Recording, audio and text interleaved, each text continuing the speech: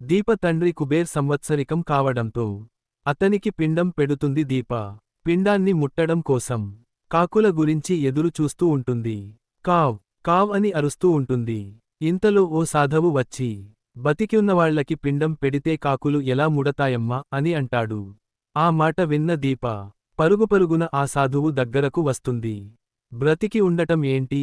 మా అమ్మా నాన్న ఎప్పుడో చనిపోయారు అని అంటుంది దీప. లేదు, చనిపోలేదు.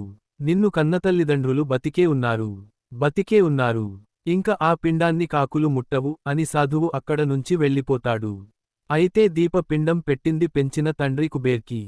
సాధువు చెప్పిందేమో బతికి ఉన్న దీప తల్లిదండ్రులు సుమిత్ర, దశరథ్ల గురించి. వాళ్ళిద్దరూ బతికి ఉన్నారు సరే. కుబేర్కి పిండం పెడితే నీ తల్లిదండ్రులు బతికే ఉన్నారు. కాబట్టి పిండాన్ని కాకులు ముట్టవు అని సాధువు చెప్పడంలో లాజిక్ లేదు. ఈయనేంటి, చనిపోయిన అమ్మానాన్నల్ని బతికే ఉన్నారంటున్నారేంటి అని ఆలోచనలో పడ్డ దీప అనసూయ అన్నమాటల్ని గుర్తు చేసుకుంటుంది.